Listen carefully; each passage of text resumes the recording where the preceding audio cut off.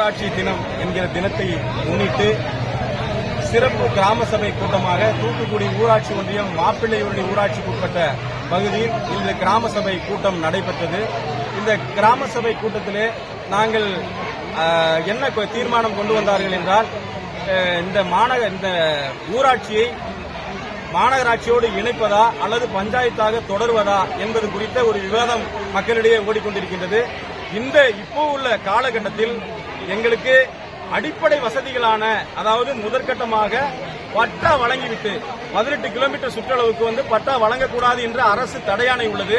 இந்த தடையாணையை மாண்புமிகு நாடாளுமன்ற உறுப்பினர் அவர்களும் சட்டமன்ற உறுப்பினர்களும் இதை அரசின் கவனத்திற்கு கொண்டு சென்று இந்த தடையாணையை நீக்கி இங்குள்ள, அதாவது இங்கு மீனவர்களாக இருக்கட்டும், கட்டிட தொழிலாளர்களாக இருக்கட்டும், உப்பள தொழிலாளர்களாக இருக்கட்டும், அவர்களுக்கு வழங்கப்படக்கூடிய அந்த அடிப்படை தேவையான அந்த பட்டாவினை வழங்கிவிட்டு அதன் அடிப்படையில் அவர்கள் எந்த சமூகத்தை சார்ந்தவராக இந்திரா நினைவு குடியிருப்பாக இருக்கட்டும் அல்லது அரசு வழங்கும் திட்டமாக வீடு வழங்கும் திட்டமாக இருக்கட்டும், தேசிய ஊரக வேலைவாய்ப்பு திட்டமாக இருக்கட்டும், இதையெல்லாம் இப்பொழுது கிடைத்துக் கொண்டிருக்கின்றது.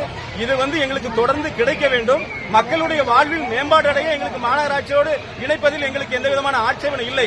அதே காலகட்டத்தில் இப்ப இருக்கின்ற சூழலில் பட்டா வழங்கப்படவில்லை. இந்த பட்டா வழங்கிவிட்டு அவர்களுடைய வாழ்வில் மேம்பாடு அடைவதற்கான அந்த வீடுகளை, அடிப்படை தேவைகளான அந்த வீடுகள், சாலை வசதி மேம்பாடு செய்ய சொல்லி எல்லா ஏற்பாடுகளும் செய்த பின்பு இது மாநகராட்சியோடு இணைப்பதில் எந்த விதமான ஆட்சேபனையும் இல்லை. அதே நேரத்தில் நகர் ஆரம்பிக்கப்பட்டதிலிருந்து இதுவரைக்கு மாநகராட்சியினுடைய, அதாவது காவல்துறையின் விரிவாக்கம் இதுவரை செய்யப்படவில்லை. ஏற்கனவே உள்ள மாநகராட்சி அந்த முழுமையான அந்தஸ்தை பெறவில்லை. இப்பொழுது ஒரு எஸ்பி மட்டும்தான் இருக்காரு. ஏசி, டிசி, ஒரு கமிஷனர் இதெல்லாம் போடணும். அந்த காவல்துறை அந்தஸ்து இன்னமும் பெறவில்லை.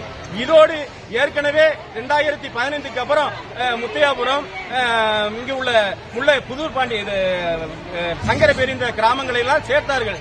இதுவரை அவங்களுக்கான அடிப்படை வசதிகள் இன்னும் கிடைக்கப்பெறவில்லை. எனக்கு தெரிந்த அளவில் எனது நண்பர் கூட 16,800 ரூபாய் செலுத்தி 16 ஆண்டுகள் ஆகியும் இதுவரை அவருக்கு தண்ணீர் வழங்கப்படவில்லை. நேற்று கடந்த வாரம் கோரிக்கை வைத்து மேயரை சந்தித்து வந்ததுக்கு அப்புறம் அவருக்கு குடிநீர் இணைப்பு இப்பொழுது வழங்கப்பட்டிருக்கிறது. அந்த பகுதியில் முழுமையாக வழங்கப்படவில்லை. ஆகவே அரசானது முழுமையாக இதனை பரிசீலனை செய்ய வேண்டும். 59 கிராம மக்களிடமே கருத்து கேட்டு அந்த கருத்து கேட்பின் அடிப்படையில் அவர்கள் நகராட்சியாக ஆக்க வேண்டுமா, மாநகராட்சியாக ஆக்க வேண்டுமா என்று அரசு அதுக்கு கொள்கை முடிவை எடுக்க வேண்டும்.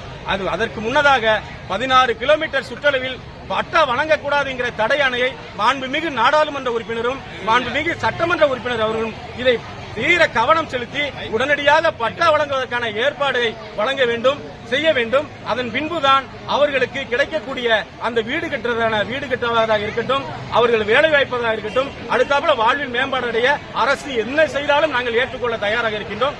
மக்கள் மேம்பாட்டுக் கழகம் சார்பில் சுப மாடசாமி, வழக்கறிஞர், மாப்பிள்ளையூரணி கிராமம், தூத்துக்குடி.